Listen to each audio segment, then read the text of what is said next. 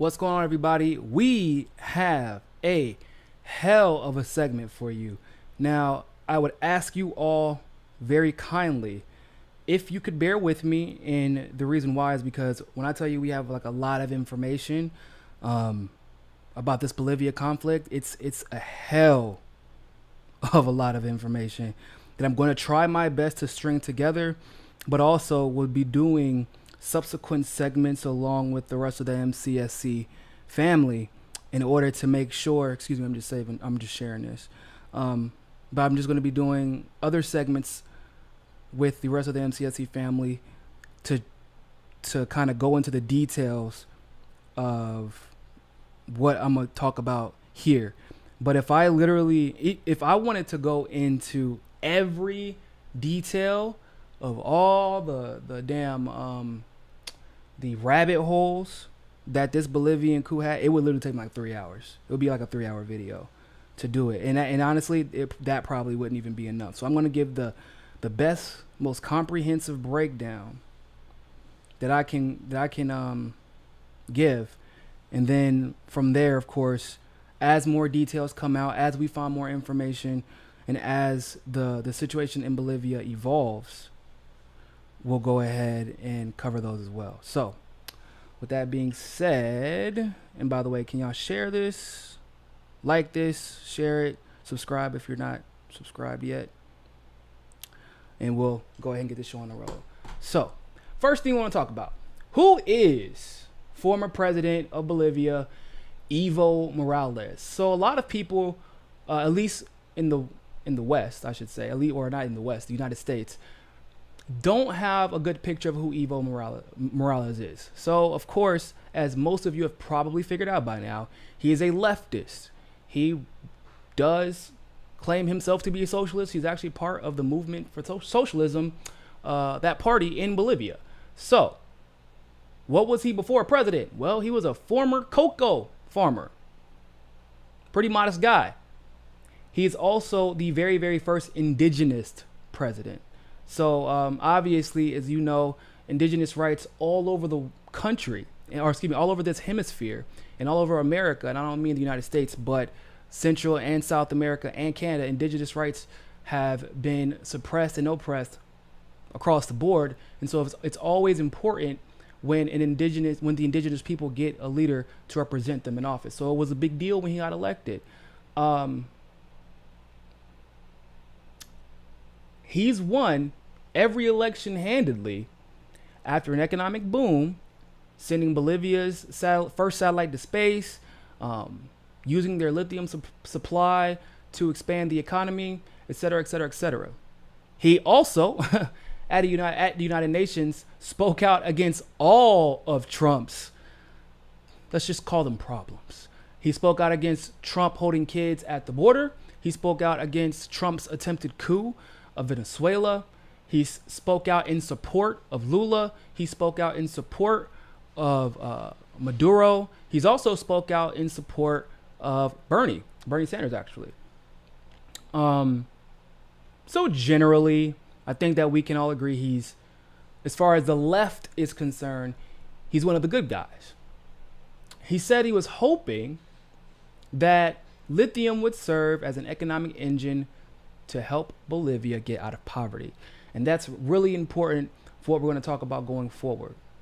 Now, what is the big hullabaloo about Evo Morales and his fourth term, or what would have been his fourth term had the military not established a coup and forced him to resign, where he then had to go? He's actually about to go to Mexico, I believe.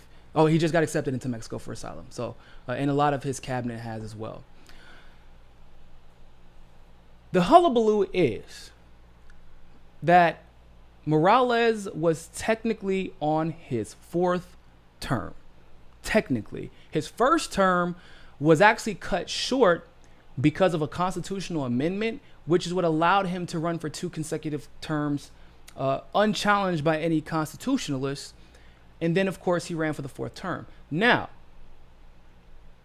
as a brief overview, understand that, like I just said, Evo Morales is the first indigenous leader of Bolivia and is also a self-described socialist.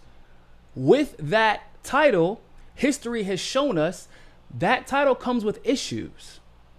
Not unlike what we have seen Maduro and Chavez face, not unlike what we have seen Lula face in Brazil, not unlike what we see the Mexican leader facing right now, not unlike what we saw before the coup in Honduras. So like just those two titles alone, I'm not gonna give you all the details yet, you know that there are problems.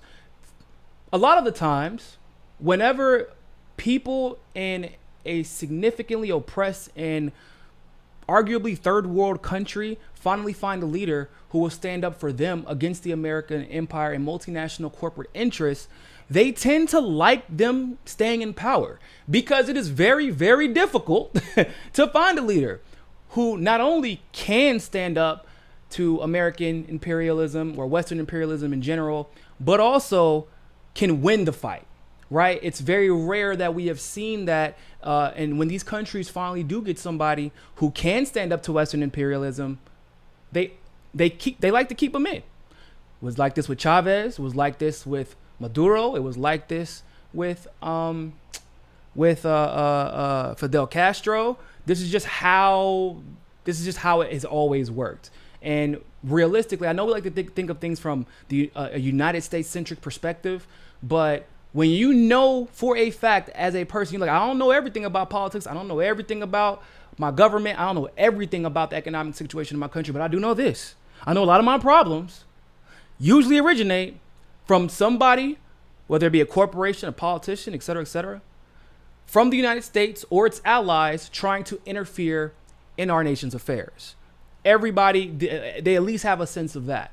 And when you get that sense, you, like I said, when you have an opportunity to get a leader who will stand up to U.S. imperialist interests, then they like to keep him in. So that's what happened. So he was in his fourth term after having his term cut short. Then because of that, being able to win 2 more terms, and then of course, then winning this fourth term. Now, the fourth term was highly disputed. What happened was the majority party, which was Morales' party technically, in the legislature, they introduced a referendum. The referendum said that they wanted to amend the Constitution to extend term limits to being unlimited. Now, that was defeated. It was actually defeated, surprisingly enough. It was defeated by a 51% vote. Like that's what it was defeated at the ballot, and it was defeated at 51% of the vote. Weirdly enough, and this is important for you to remember, the OAS, which is the Organization of American States, was quick to jump on it. They were like, oh, you got to accept these terms. You got to accept this. That's going to be woefully ironic as we go on. So even though the country had a 51% vote that determined that the referendum should not go through, it got taken to the Supreme Court. All right. So I want to give you a little bit of information about the referendum. The Supreme Court overturned this referendum,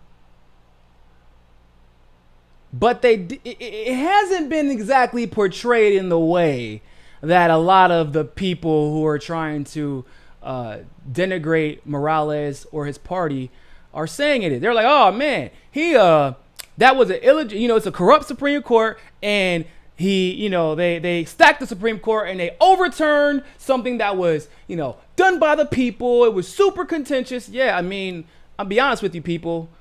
In every single country, there is a high level of propaganda from the left and the right. But most of the propaganda, if we're being honest, does come from the right, because the right usually represents U.S. interests and Western European interests as well. And of course, Bolivia is no different. Just like you have an opposition in Brazil, just like you have an opposition in Venezuela, just like you had the opposition in Chile, Honduras. And some people are tricked into believing that these people, these corporate stooges, these right-wing stooges, are actually working on their behalf, there's always going to be, everything done is going to be highly contentious, but that's not what we should be looking at. We should be looking at the substance and the facts, and then making our determination as to, if it was illegitimate what the Supreme Court did. By my estimation, the Supreme Court didn't do anything crazy, actually, which is ironic. It's ironic because everybody is like, all of a sudden, we should allow military coups whenever we disagree with someone else's Supreme Court. Why was the referendum overturned? Well, the Supreme Court actually didn't change anything. That's what people didn't know. And we're here breaking the news, okay? We're here breaking the news. It didn't do anything. I know a lot of people think that, but they didn't. And here's why. All it did, all the Supreme Court did was uphold a previous ruling from the year prior that cited the American Convention on Human Rights, stating that elections should have absolutely no restrictions. What the American Convention on Human Rights is a pact signed in 1969 by many Organization of American States, the OAS, members, including Mexico, Venezuela, Chile, and Brazil, but it is, of course, open to all OAS member states. Now, what does that mean? Once again, and I'm going to go into the importance of the OAS, but basically, the OAS is at the center of all of this. And the Supreme Court actually they upheld precedent, right?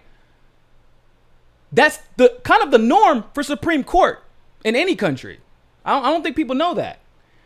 It takes an overwhelming amount of evidence to overturn any Supreme Court decision in any country. And just like in the United States, we can write something in the Constitution. We can, right? However, the Supreme Court can determine if it is indeed constitutional or if it upholds human rights, et cetera, et cetera, et cetera, or civil rights. That is what we call, in the world of civics, checks and balances. The Supreme Court of Bolivia decided to not change anything. That's the narrative that needs to be corrected in regards to that. Okay, the Supreme Court didn't change anything. People were saying, "Oh, they overruled." They didn't overturn a referendum. Well, technically, I guess they did overturn the referendum, but I don't like using that term because it creates this false narrative that they changed something. They didn't overturn the referendum. What they did, or the referendum vote, what they did was decide, well, to be honest with you guys, we should have never been debating this referendum to begin with, because precedent determined last year that nobody was paying attention to, because that's what happens in politics. Nobody pays attention until shit blows up.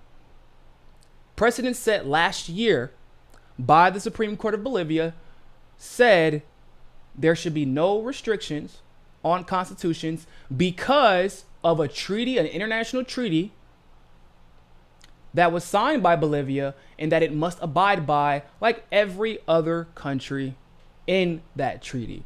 The OAS is extremely important to the region, in good and bad, a lot of bad ways, but some good ways too. And so they had to think of international implications in their decision, along with the referendum vote. Now, there is an argument going around that the Supreme Court was somehow illegitimately stacked by Morales. And to be completely honest with you, I have seen this argument mostly being made by Americans. I think that everybody agrees with me there, right? Everybody who has made this argument is thinking about it from a U.S.-centric standpoint, because we know that our politicians in the state, most specifically the Democrats and Republican presidents, always try and stack the court in their favor. I mean, I think that's kind of inherent. That's why you have parties. And although I don't agree with this idea of stacking courts, I don't agree with the idea of a president actually being able to appoint Supreme Court justices. Even if the Senate and the House has to approve of it, well, of course they're going to approve of it. I'm the president and I'm a Democrat, what Democrat is going to vote against the Democratic leaning Supreme Court justice that the popular Democratic candidate who just won presidency and therefore is the head of the Democratic Party, just appointed? Like, that's not going to happen. So I'm against any type of just self-appointment and then having the party majority that also won agreeing with me, the leader of their party. However, I know we think that's how it, we know that's how it works in the United States. It's not exactly how it works in Bolivia. And this should be if you're wondering, like, or if you encounter people who are dealing with, who are engaging with that talking point, then you should know these facts. The Bolivian judiciary, the Supreme Court specifically, is comprised of judges that were not introduced by the president, but was instead introduced by Bolivia's Senate. Now, does Morales probably have some say-so in what the dominant party says about who they want to see sitting in those Supreme Court justice seats? Probably. I mean, like, let's not be naive. However, the Supreme Court justices are selected by a list of candidates introduced by the Senate, and then Bolivia's chief of deputies, or what we would call House of Representatives, has to approve that list. And then, of course, they only get 10-year terms. Oh my God, how much better would American politics be if Supreme Court justices only got 10-year terms? That would be absolutely amazing. But now, what does that mean, practically speaking, in reference to this referendum? Well, a lot of people's arguments is that there were some shady dealings in court stackings. No, that's not what it means. Unless there is an argument being made that election fraud or election integrity issues arose in the legislature's elections and what we will call the House, quote unquote, or their Chamber of Deputies elections, then there is no argument to be made about illegitimately stacking the court. It would actually mean, because those judges were introduced on a list by the legislature and then voted on a list by the legislature, that those Supreme Court justices more than likely represent the interests of the people who voted in the legislature. That's what that means. And they would once again have a little bit more of a leg to stand on using that argument if, one, Morales was the one who selected the court justices, but that's not the case. He didn't select them. He did not appoint them. And two, if they made a major a groundbreaking decision that overturned a previous like if right now, for example,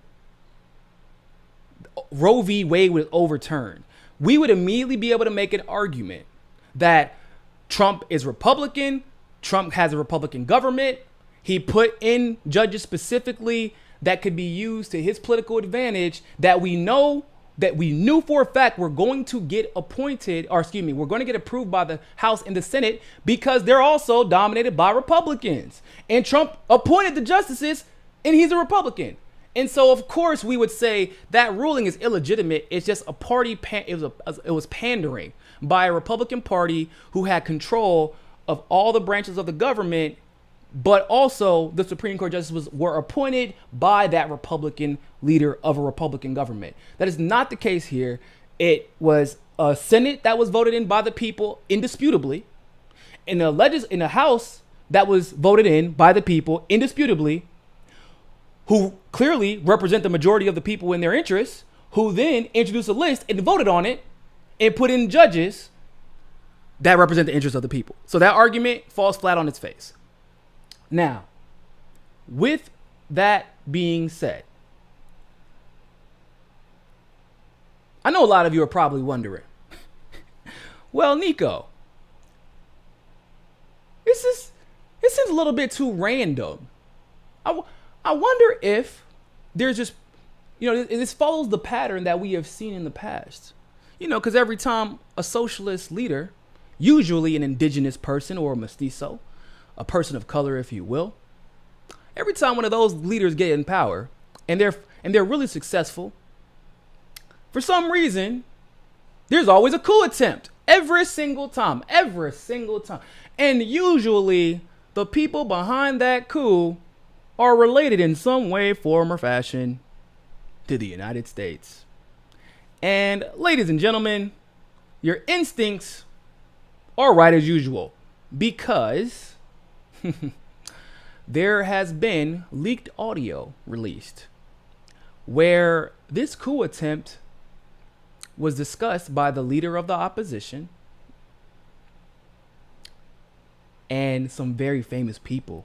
Some of the names you might recognize as being involved regularly and often in US-backed coup attempts in South America. This is from the article. Local media pointed out that local media pointed out that the destabilizing plan would have been coordinated by the United States Embassy in Bolivia prior to the elections, and cites, you're gonna love this one, U.S. Senators Ted Cruz and Marco Rubio, who are said to have direct contact with the Bolivian opposition in the strategy to overthrow Morales. What a surprise. The most famous Latin American Uncle Toms, often associated with coup attempts of socialist governments in South America, are involved with overthrowing another socialist in South America. It's almost like we could have seen that coming a mile away.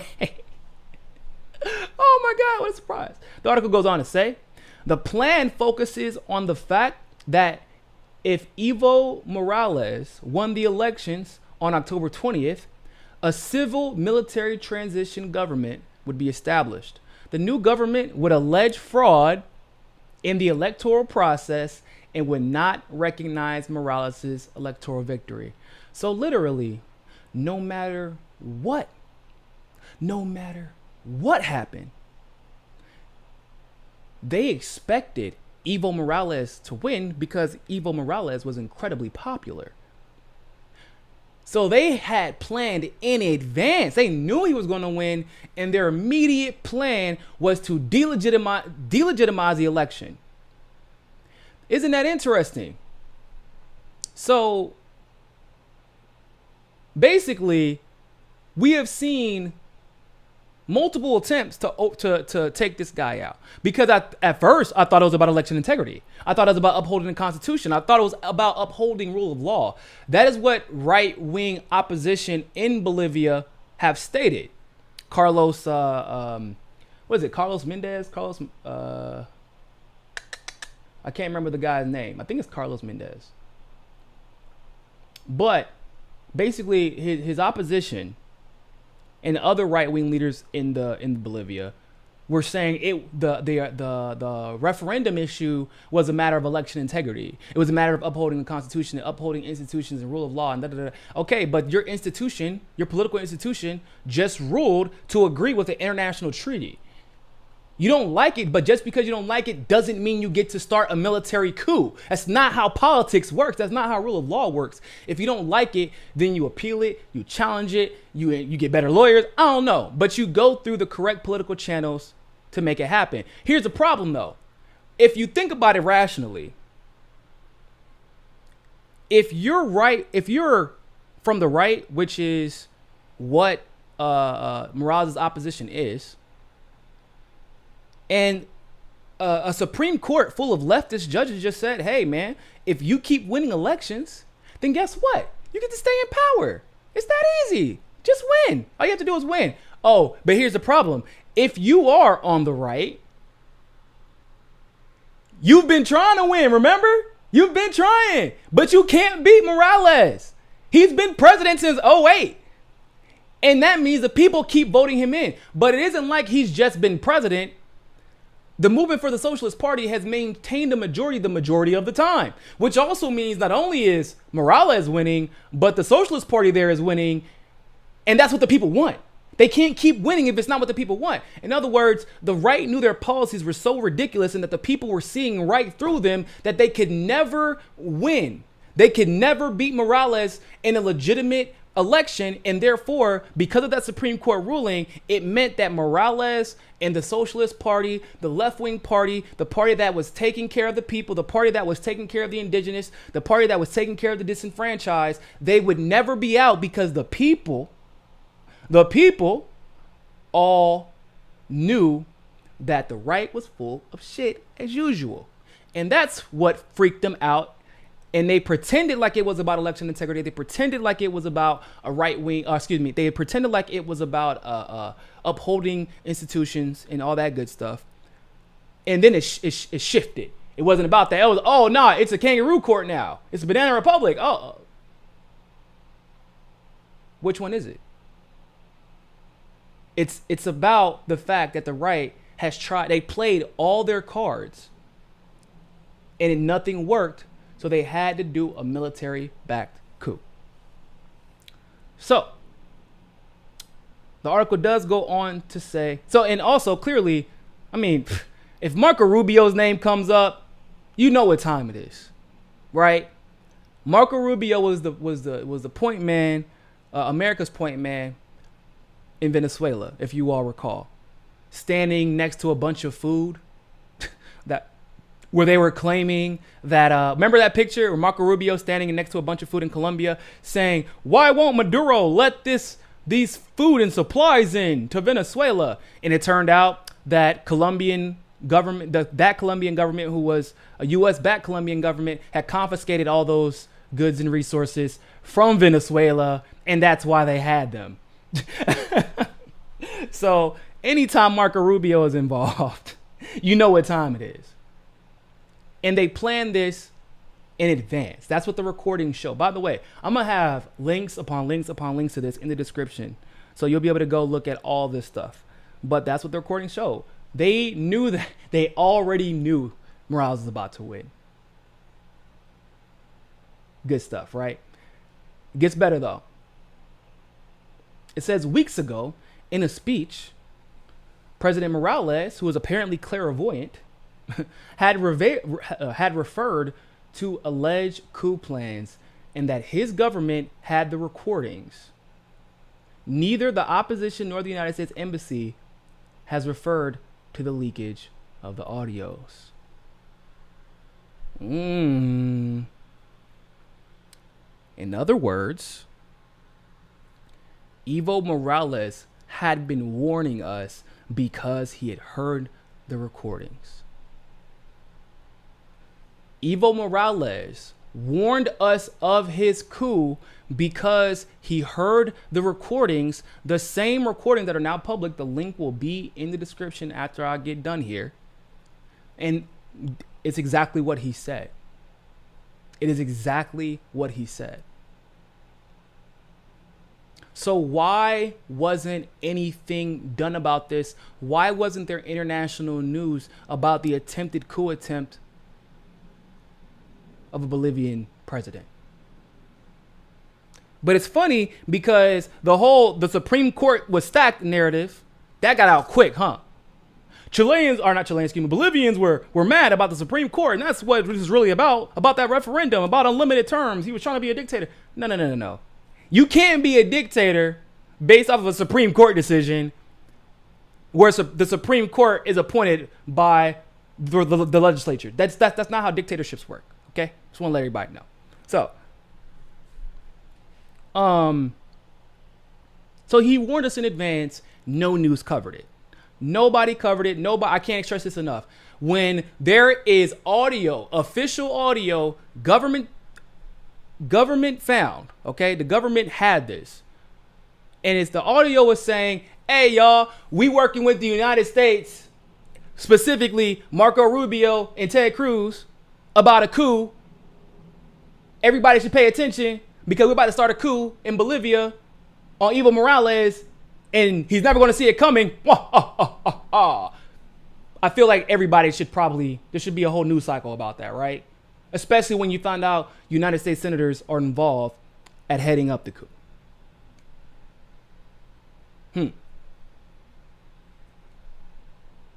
But it gets better. Now, there's an organization that was in charge of auditing this electoral process. And this organization is called the Organization of American States. Remember, I told you I've referenced them a few times in the beginning of the video and said they were going to be very, very important. Now, who runs the OAS? Luis Almagro. Now, some of you probably wondering immediately, well, is this guy a friend, a foe? You know, is he a puppet?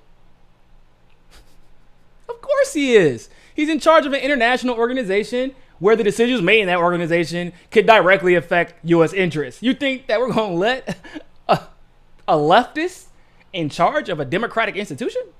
No, hell no. Listen, Almagro is the same leader of the OAS who fervently backed the U.S. coup in Venezuela, and he has been known to only support U.S. interests, and he makes sure to punish the adversaries of the United States. Oh, what a surprise, right? You think that he would still be in charge if he didn't play ball with us? Come on, I know better than that.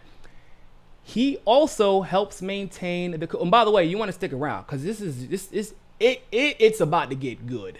It's about to get real good.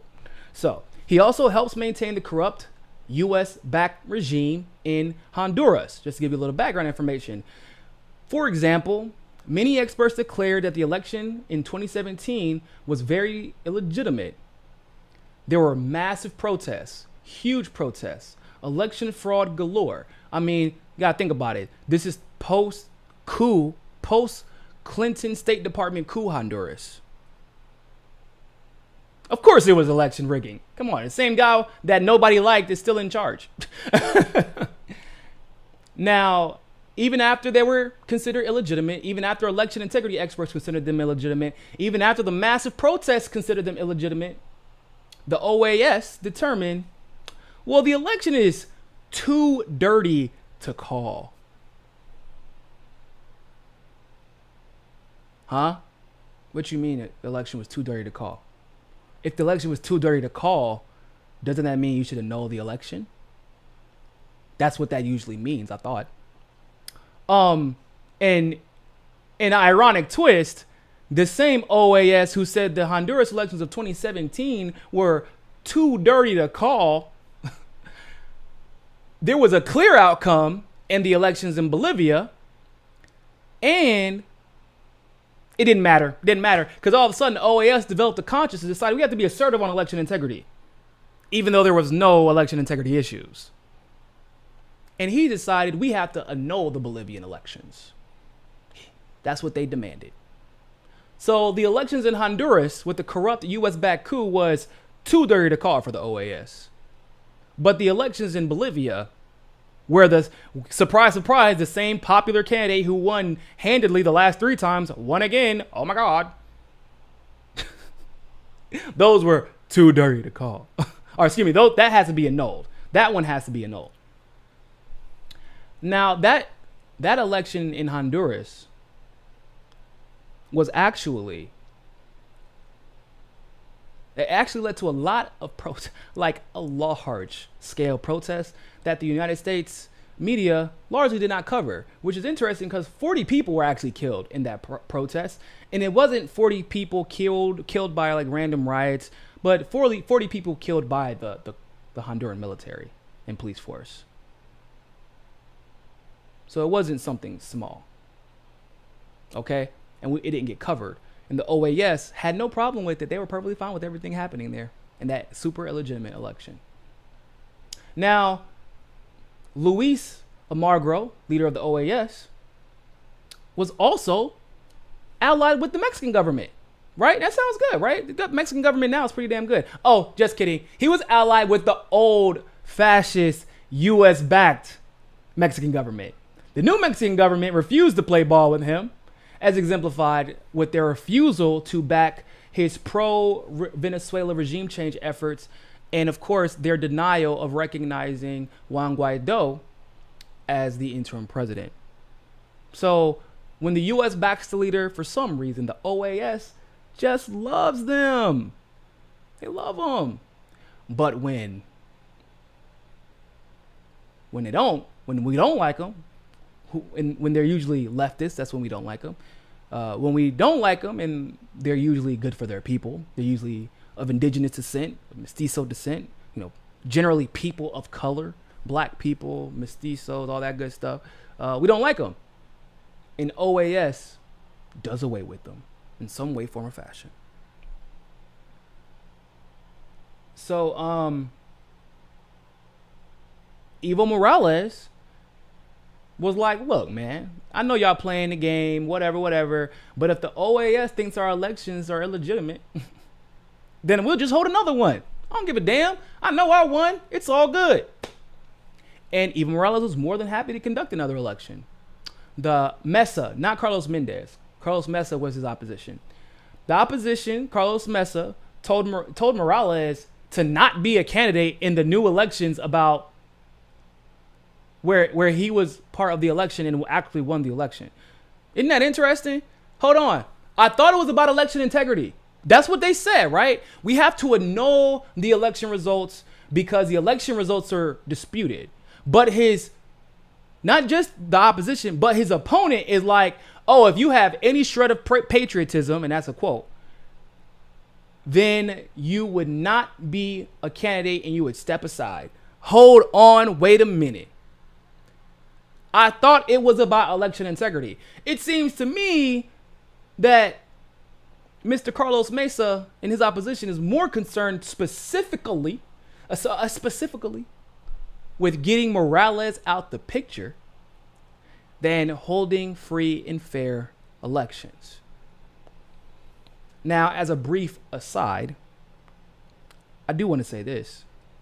I don't like when people are like, oh man, it's some crazy stuff happening in Bolivia. We should have, every country deserves free and fair elections. Yeah, we know. I think that everybody in this comment section agrees that everybody deserves free and fair elections.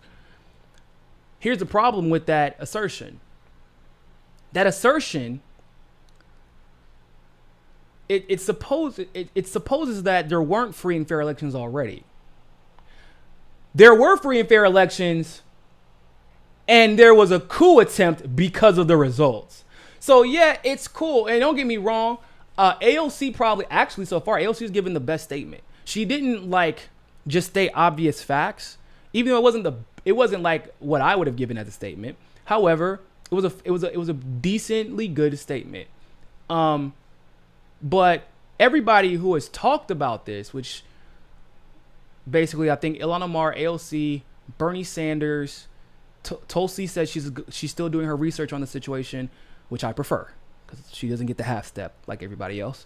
They all said, "Oh man, this looks like what appears to be a military coup." Nah, bro, it's a military coup. It don't appear to be shit. It is a military coup.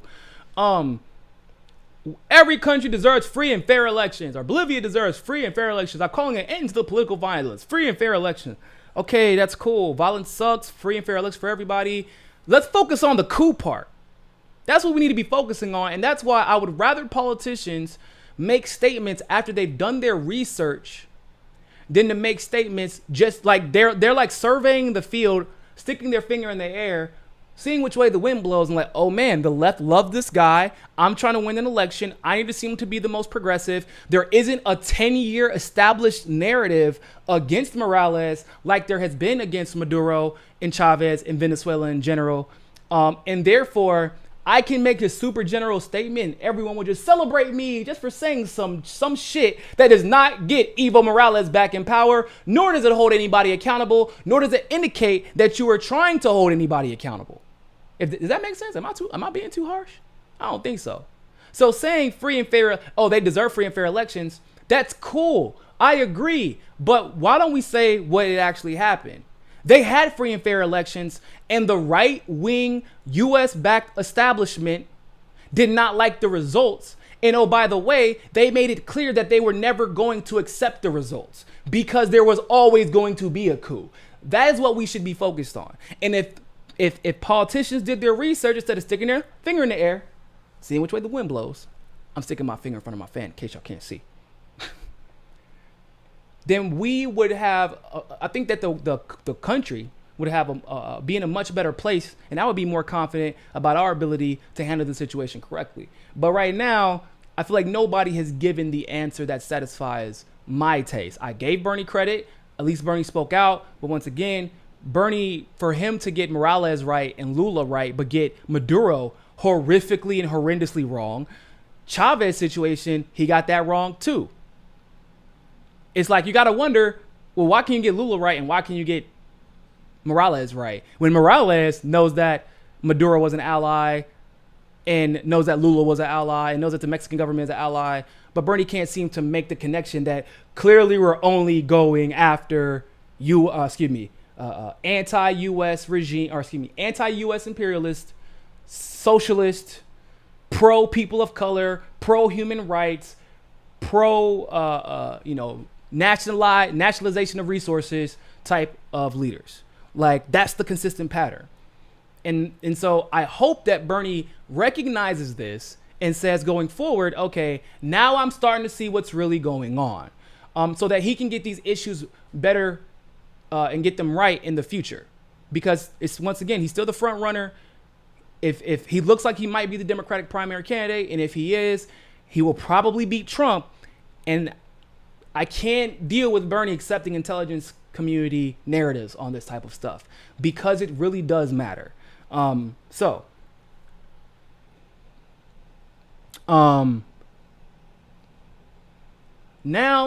here comes the fun part. With Venezuela, it was always about oil, right? With Brazil, shit, take your pick. Oil, because of where they're at, where their coast is. Sugarcane. I don't know if y'all know, that's a big thing out there. And the Amazons, I mean, literally with Brazil, the biggest problem with Brazil, honestly, was that it was going to be, if we let them, the biggest competition to the United States. And I'm not exactly sure that we could have won that competition outright. I know, right? Because that's how U.S. works, right? Got to be a winner and a loser. It can't be everybody wins. God forbid that happens. So with Colombia, it was oil as well. With Bolivia, however, it's a little bit different.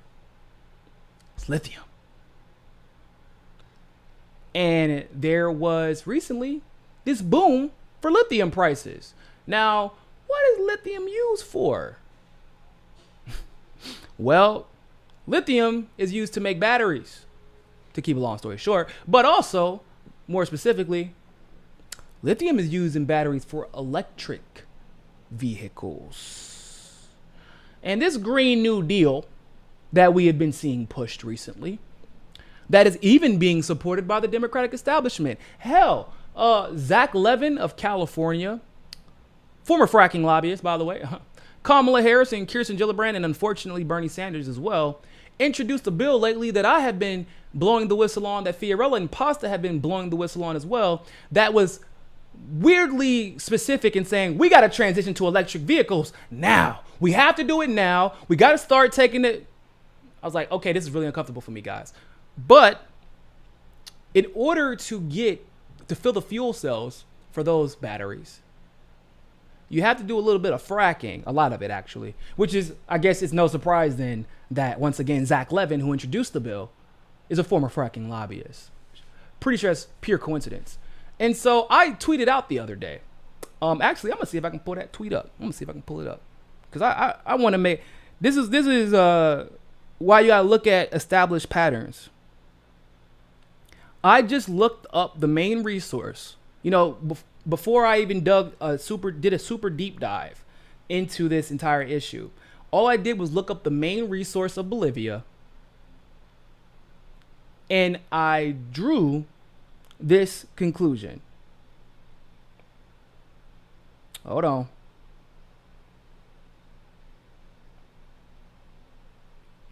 I should have had this in advance. I know. I suck. Like I said, there was a lot going on that day. Or a lot going on with this information.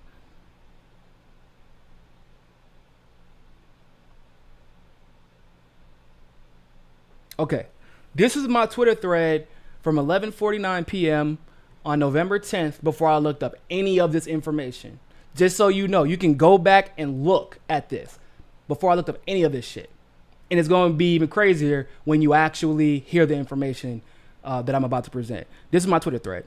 Bolivia has the largest lithium supply in the world. We're currently in an unspoken renewable energy race. We, as in the United States. And I said corporations are trying to monopolize renewables first before the people, before the actual transition into renewable energy. For electric cars, you need batteries. For batteries, you need lithium. You need batteries for everything, obviously, but the car industry will literally rely on lithium supply. So whatever country has access to the most lithium will dominate the future of the automotive industry once the transition from fossil fuels is complete.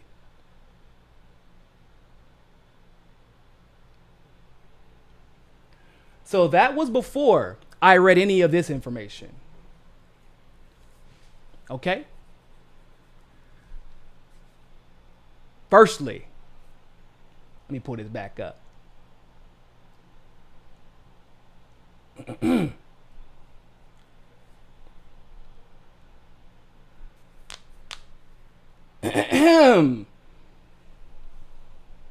This is from September 17th, 2018, from Reuters. A boom in electric vehicles has boosted prices for components of lithium-ion batteries, including lithium cobalt, as customers, such as car companies, scramble to secure supplies. But lithium prices in 2018 came under pressure because miners have ramped up production, consumers destocked supplies, and subsidies in China's new energy vehicles market have been pulled back. But guess who is still the number one consumer of lithium in the world? Oh, you don't gotta guess. It is China. Prices in China, the world's biggest consumer of lithium, plunged to 13,000 per ton in August of 2018 from a peak of 24,000 in March of 2018, according to prices tracked monthly by the benchmark mineral intelligence. Uh-oh. It's about to get good. So, if China is the world's largest consumer of lithium, I wonder who would get a leg up in this little trade war we're having with China if we had control over Bolivia's lithium supply. I wonder. Now, currently, China consumes 63% of the market. With its ferocious appetite for lithium, the Asian giant has positioned itself at the center of the world's main deposits of the metal. By 2025, this is still an article in 2018. Okay, so this is how long this has been a dispute. By 2025, China will need 800,000 tons of lithium to carbonate. Seems to me like if you want to win this trade war in the middle of a renewable energy race, then you might need some lithium, won't you? Let's see how that might play out. All right, China has already taken a 24% stake in the Chilean producer SQM last December, placing itself inside the lithium's triangle, which has 80% of the world's entire supply of lithium. The lithium triangle is Chile. Oh yeah, I told you it's gonna get good. Chile, Bolivia, and Argentina. Remember this.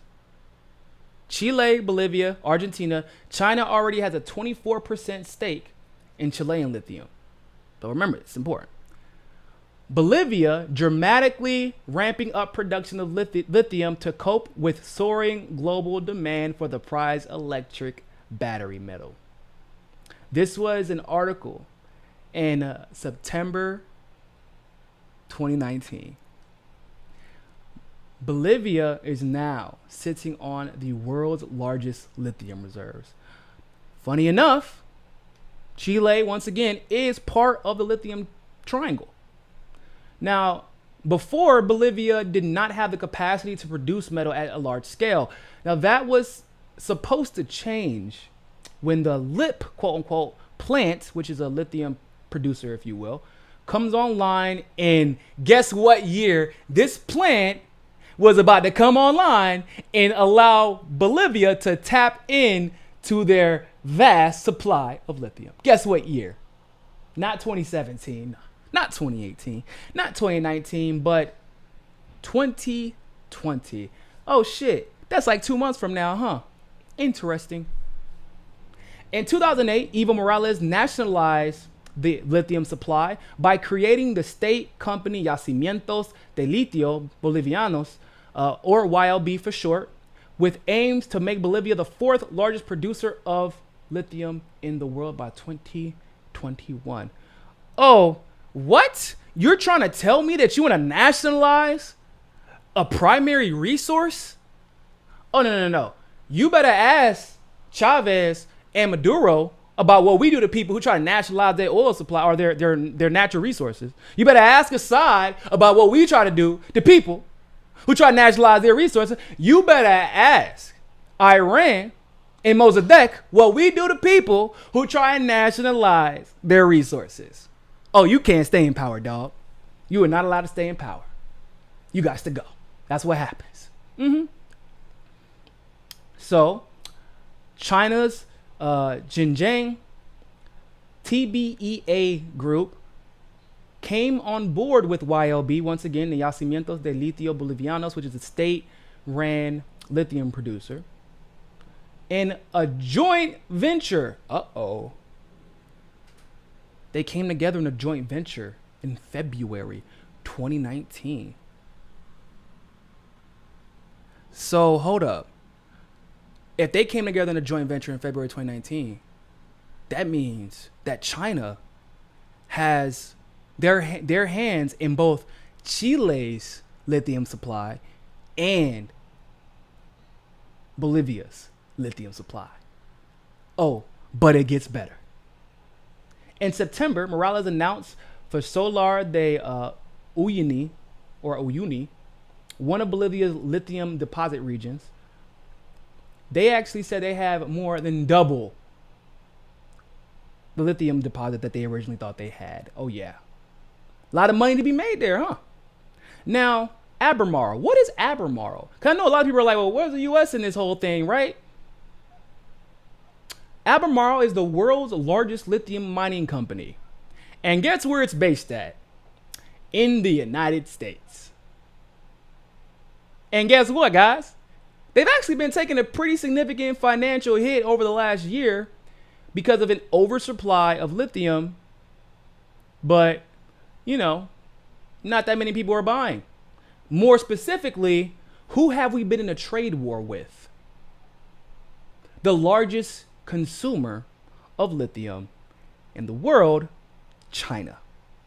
So of course there's an oversupply. You pissed off the largest consumer in the world. And of course their stocks hit.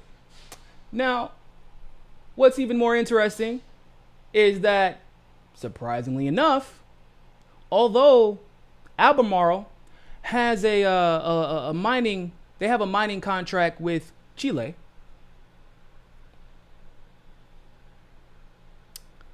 they do not have a mining contract with Bolivia. So in other words, China has their hands in both Bolivia and Chile lithium supply, which makes batteries for electric cars, which are the future, and whatever industry has control over these is about to control the entire car manufacturing industry. China has their hands in 2 out of the 3 countries in the lithium triangle. The United States only has one, and that's in Chile. Oh, but there's a problem. There's a problem. See, in Chile, in 2018, the company Albemarle's plans were rejected by environmental regulators. According to Albemarle's website, the only South American country they have access to the mine is in, or to the mining of lithium is in Chile. But those regulators said that their environmental standards weren't up to par. And therefore, their plans for expansion in Chile in the tank. While China is doing pretty damn well in both Chile and Bolivia. America just can't seem to catch a break because Trump's a fucking dumbass. Art of the deal, my ass. So to make matters worse for Albemarle, like I just said, we only have access to one lithium mine or one lithium deposit in South America. But what has been taking place over the last couple of weeks that the media has not been wanting to talk about, but luckily Pasta and Fiorella of the MCSC network and a couple of others have taken time out of their busy schedules to cover this. What has been taking place? Protests.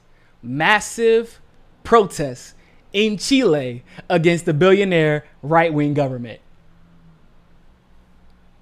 And guess what them protesters are privy to?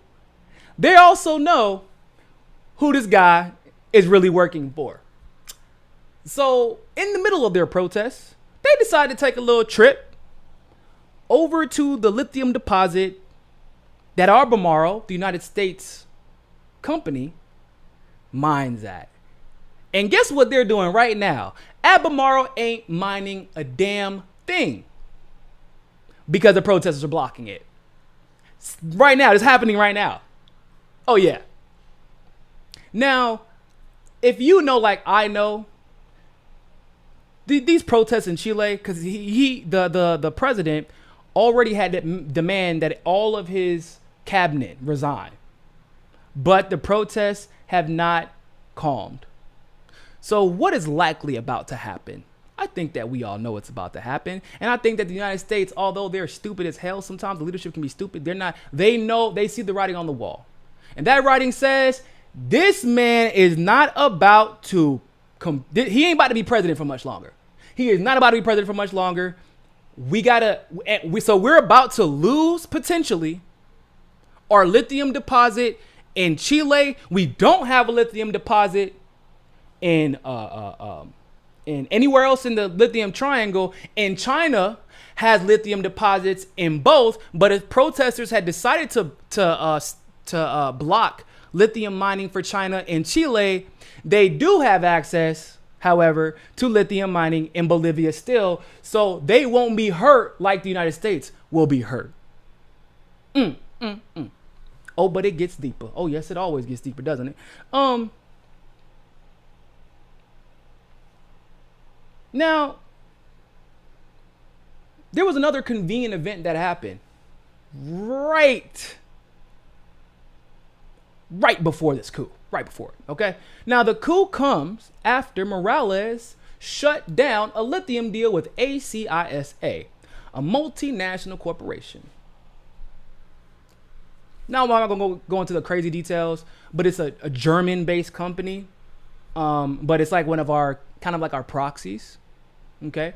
Now, the reason why Morales shut down this deal it's simple. It's the same reason every socialist leader shuts down every deal with multinational corporations. He said that lithium is for Bolivians, and the profits are for Bolivians, not the rest of the world, not for multinational corporations. Now, you know, we don't like that. We don't like that. Now, who does this company, like, what do they do? You know, they provide batteries, okay? Specifically, they provide batteries for car companies, okay? Now, it isn't just any car companies they provide batteries for. They provide batteries for electric car companies. Ain't that many of those that primarily dabble in electric cars. But they specifically supply batteries for Tesla. like I said, it gets deep. Okay. Days in advance of the coup, the investment analysts or the investment analyst and publisher, Argur, that's what they're called, Argur, told investors, hey man, y'all need to keep an eye out on this situation in Bolivia. Why? Because Evo Morales warned the world that there was about to be a coup attempt. I repeat, once again, because of recordings that show that the United States, through Marco Rubio, Ted Cruz, and the establishment of the United States Embassy in Bolivia, knew that there was going to be a coup. He knew there was going to be a coup. He warned the world, and a stock analyst, like a magazine or a publication, if you will, they said, hey man, y'all better watch out for the situation in Bolivia. He told investors that. And guess what happened the moment the coup in Bolivia was successful? Tesla stocks skyrocketed.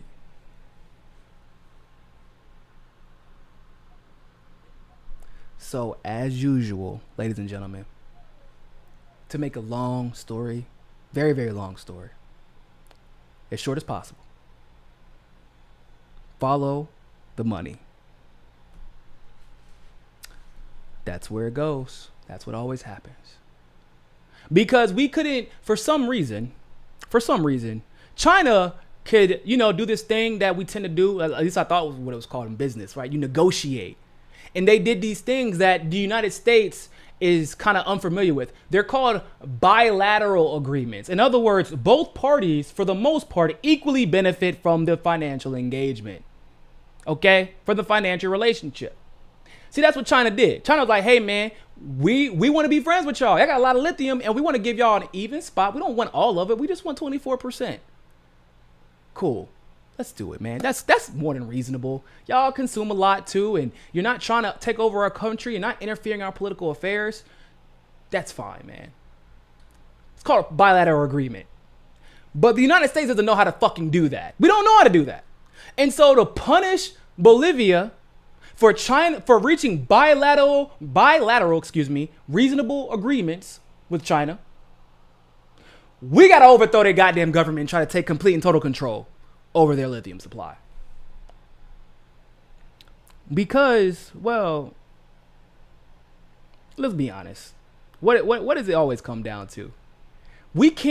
Capitalism, and I tell people this all the time, capitalism has never been about competition. That was a lie. It's just like when your economics 101 class, you know what they're going to tell you? The first thing they're going to tell you, resources are scarce, and that's the reason for the economy. That's a lie. Resources are actually not scarce. They're really, really not. We manufacture scarcity to control pricing so that certain people can benefit and others cannot. That's what actually happens. Resources are not scarce. Okay, so let me just go ahead and be clear about that. Some resources can be scarce, but if we do it the right way, for example, like to make paper, right? If we're using trees, then yeah, resources are scarce. It takes a long time for trees to grow. But if you're using hemp, which you can grow all the time, year round, then resources are not that scarce, are they? But once again, if you use hemp, then who would be hurt by that? The tobacco industry. So you get what I'm saying, people? Resources aren't really scarce. We just pretend like they're scarce. And capitalism has shown us in the past, because think about it. For oil, for example, we have a relationship with Saudi Arabia. They love us. We even make our own oil. 93% our own oil. Obama bragged about it. So why are we so concerned with Venezuela? Why are we so concerned with Syria? Why are we so concerned with Iran? Because, despite popular belief, we don't want the competition. That's what it comes down to. Because if we have competition, then people might decide who to get their oil from based off of who treats them with basic dignity, a certain level of respect. And the United States ain't about, we can't respect you and overthrow your governments. We can't do both. Come on. That's That's ridiculous. So what we do is we try and choke everybody out of the market in various ways, overthrow governments and control every supply because we're an empire. That's right. We're a fucking empire. That's what we do. That's what empires do. That's like the first rule of war. You choke out the resources and the economies of other nations. Technically, what we're doing right now is like we're conducting a siege of Bolivia. But because our name isn't front and center, because the United States isn't front and center, it's seemingly like, oh, it's just a bunch of civil unrest and political violence. No, it is not just some random, political unrest that just came about by happenstance. That's not what happened. It was orchestrated. It was always about their resources. We need them to remain poor. And if you're going to get rich, you damn sure can't get rich off of the lithium supply that we need to monopolize the renewable energy race going forward. There you go. So this is partially over resources, not partially. It's absolutely over resources. It is about right-wing power and right-wing power brokers. It's about United States imperialism, once again. And it does not have anything to do with the Supreme Court decision. That's a right-wing talking point and is a mainstream media talking point. It is a way to muddy the waters. That's what it is about. Okay? There was somebody trying to say, and they're normally a cool guy, but they were like, oh, Morales is stealing the money of Bolivians. He's liquidating the lithium. Hold on. He created an institution so that the state could then profit off the lithium and then give it the money back to the people. And he's been in charge of Bolivia's largest economic rise in history. It seems like he's doing what he said he was going to do. And then when some multinational corporation tried to come in and take the lithium, he stopped it from happening. So once again, what you're hearing are lies. It's not the truth.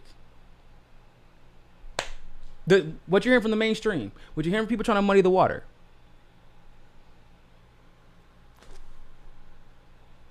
It is what it is. Also, Donald Trump, you're a damn idiot. Why did you start a trade war with China? Why? For what reason? If anybody is wondering why we're constantly trying to demonize China, I don't necessarily agree with everything in China. I don't agree with that. I don't agree with everything that happens in China. But I don't judge. I try not to. I feel like that Americans have this level of narcissism where we feel every country has to practice the same exact value system as we do. If not, then they bad, we good. But I live in a country where we literally had an election stolen from us, and we're not in the streets like the Chileans. We're not in the streets like the Lebanese protesters. We're not in the streets like Hondurans in the past. And y'all want to pretend like we have a value system. No, we would like to sit on our fucking high horse and pretend like we should be put on a pedestal because we get placated by being given a little bit of food. We get a little bit. They're like, hey, well, we're pissed that our elections got stolen from us. Bernie Sanders was cheated. Hey, hold on real quick. Did you know a new PlayStation just came out? Hey, we got you. Have some. Hey, did you know that new MacBook just came out?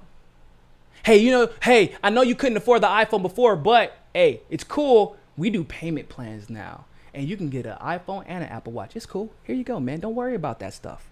Don't get out into the street. If you get out into the street, you might miss work. If you miss work, you don't get paid. If you don't get paid, you don't get all this cool stuff that you like to have. That's what happens.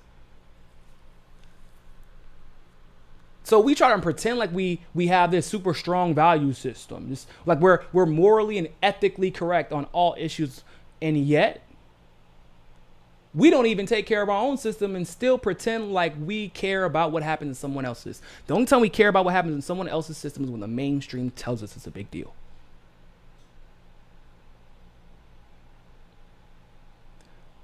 Trump was an idiot to start a trade war with China. We could have negotiated. Why is it that we make it that everyone has to be an adversary or an ally? It can't just be Hey, man, get it how you live.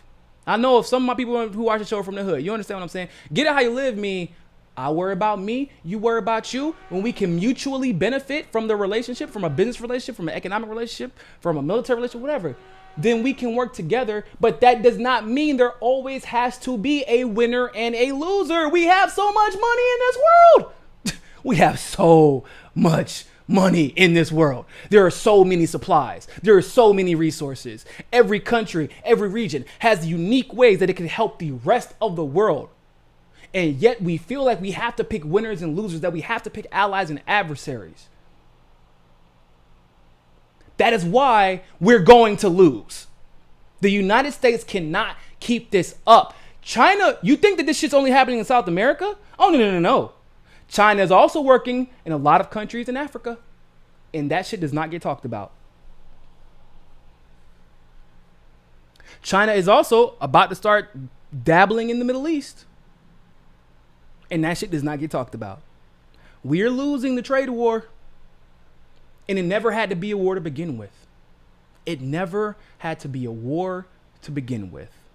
But these people, you have to remember, these politicians, and let me be clear about something.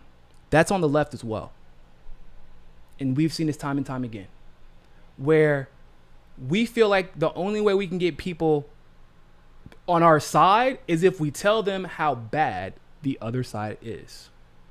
Even if it may not be true. Even if it may not be true. Even if it is unproductive for us to do so. We have to demonize somebody. Or at least that's how Americans think, because that's how we've been conditioned. Like, if I praise Tulsi, that must mean I hate Bernie. Or if I love Bernie or I praise Bernie, that must mean I'm undermining Tulsi. Or if I, call out Trump, that must mean I hate America. For some people, some Trump supporters are like that. It can't just be, well, I like Tulsi. Well, I like Bernie. I like what he did there. It can't just be, well, I like Yang's UBI. Well, not Yang's version of UBI, but I like UBI. So I'll give him credit there. I think that we can work on making it better, but I like UBI. Oh, or when the question in the debate stage, is it UBI or federal jobs guarantee? And I think that I feel like everybody who has a rational thought process, who wasn't in a tribal, like a tribalist camp that night, we were all like, why does it got to be either? Why can't we have both again? I'm confused. Why can't we have federal jobs guarantee and UBI? And I feel like to make one work, you need the other. Why can't it be both again? And then once you say that to most of the supporters on either side, they're like, oh shit, really? I didn't think about that. Oh shit, oh yeah, that's right. You got to snap them out of their, it's my candidate. No, it's my candidate's plan. No, it's my candidate's plan. It can't be. You got to take them out of that because we're conditioned to be adversarial. So instead of working with China, because we can't, by the way, climate change is a big deal. Can't deal with climate change unless we work with who? China.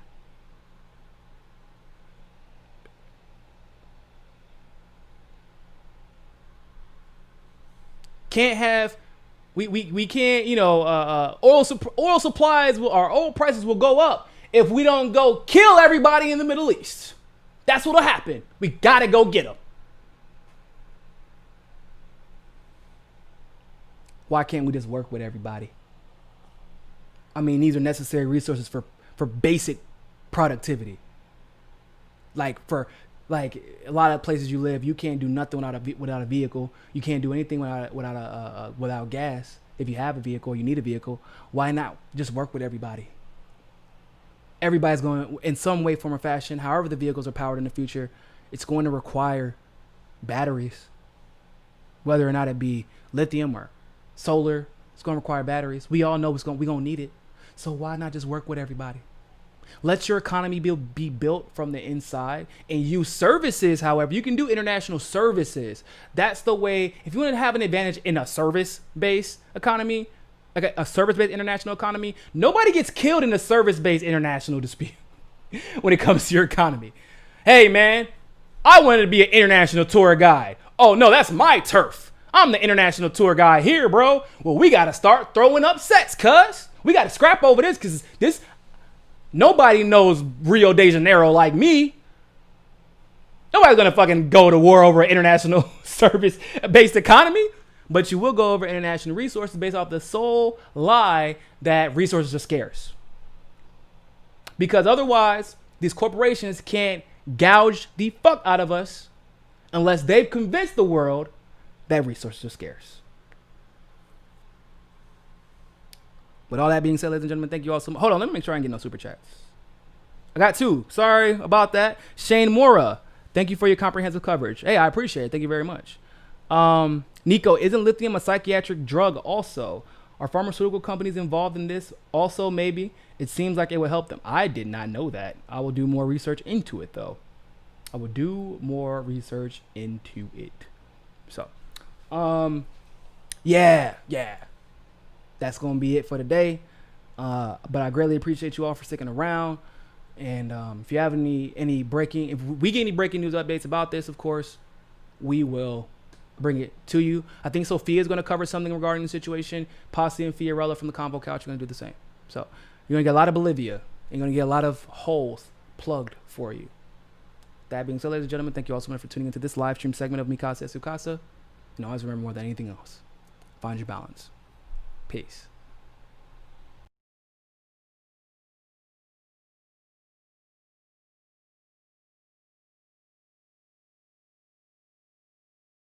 If you like that segment of Mika Says Sukasa, don't forget to like the video and smash that subscribe button. Want access to members only live streams, behind the scenes footage, and other premium content? Well, you can endorse us on Rockfin Premium, become a patron through Patreon, or you can sign up for the MCSC Premium membership through YouTube. All the links are in the description below. But hey, more than anything else, always remember, find your balance. Find your balance. Find your balance. Find your balance. Find your balance. Find your balance. Find your balance. Always remember, more than anything else, find your balance. peace.